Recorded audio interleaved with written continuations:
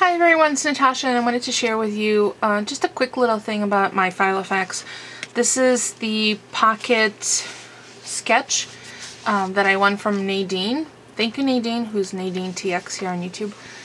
And I use it as my wallet. As you can see, there's a little bit of cash, tiny little bit of cash.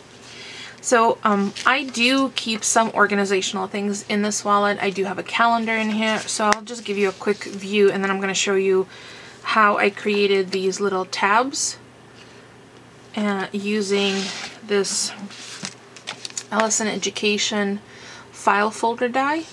For those of you who are crafters, Ellison Education is parent company of Sizzix. They mostly create products for teachers, and I was able to pick this up quite a while ago. So I was just cleaning up my art studio and came across this die, and I thought, well, it's just about the same length as the Pocket Filofax. So I thought, well, let me see if I can make some tab dividers for myself. So this is my wallet Filofax. You've seen this before. I made this on my Cameo. I have a month on 2 pages, and then I have 2 days per page calendar that I use, and I jot things down. I have a little clear divider that doesn't have a tab, that has a rub-on with little rhinestones. I use 2 rulers, one for the month and one for the week. And then I also have a section that has all sorts of lists, and then my credit and gift cards, as well as section for coupons, because I always have this with me. And I found and repurposed this, I think I shared this on another video. It's just a toggle that I attach to the top ring of my Filofax, and I use this as a wristlet. So when I run out and I have my camera or my cell phone and my Filofax, that's all I really need. I don't need to bring my wallet, my entire purse. So what I did is I created a couple of tabs. This one has lists. This one has cards. And this one has coupons. So what I ordinarily do is when I receive packages that have this thicker plastic, which is considerably thicker than the official Filofax flyleaf. Actually, I think this one is one of mine. The Filofax flyleaf, or the dashboard, whatever you want to call it, is much thinner, and I find that, especially when you use it as placeholders or dividers, just doesn't quite do the job for me. So what I do is when I receive packaging that I can cut down, that's exactly what I do. So for example, this one I saved that's big enough for me to use for my A5, probably these 2 as well. Then I can use this medium-sized ones for my personal size, and then these little ones, that's what I use to cut with my die for the little tabs. So I already have 2 tabs cut out, and let me show you. These 2 are already cut out, and I already have 1 punch. So I use my RAPESCO Adjustable Diary Punch, and the way that I make that easier for myself, for those of you who are particular about the placement of the holes, and just so you know, this little tab die, I think it's about ½ an inch shorter in this direction, and I don't mind that. And actually, although this die only has 1 tab, you can flip it over to use both sides, and it works out perfectly that there isn't a center one, because that allows me to close it up without having a center divide, as you could see right there.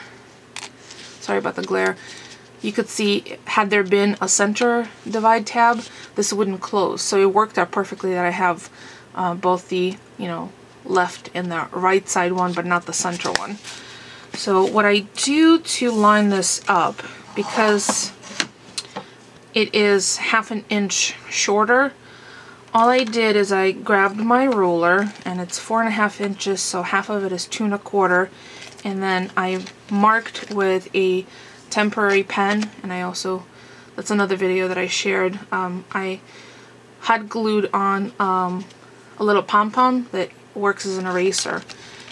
So all I did is found the center point, which is 2 1/4, marked it. Where is it? Did I just erase it with my finger? Let's just do it again. So I'm just gonna find the center point.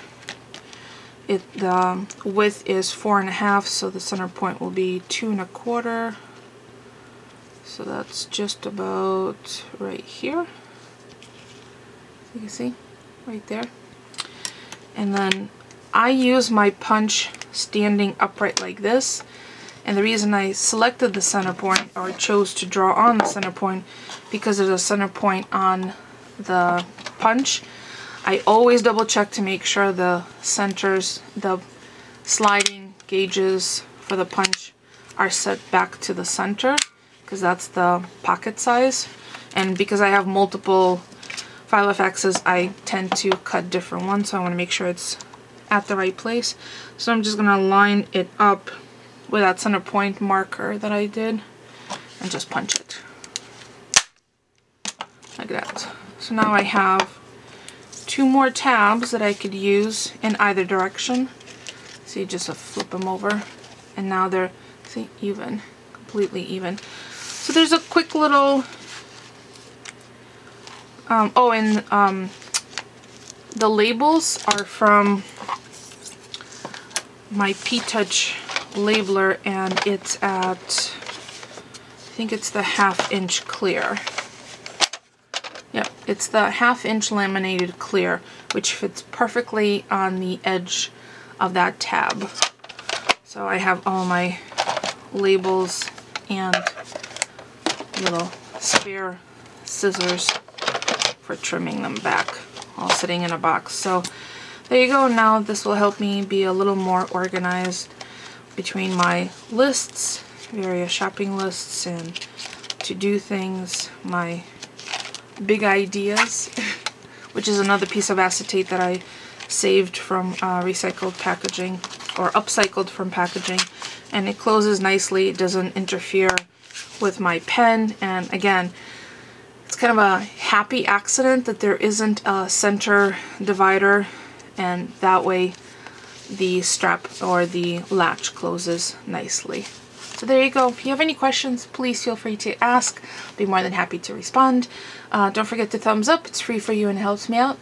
Otherwise, thank you so much for watching.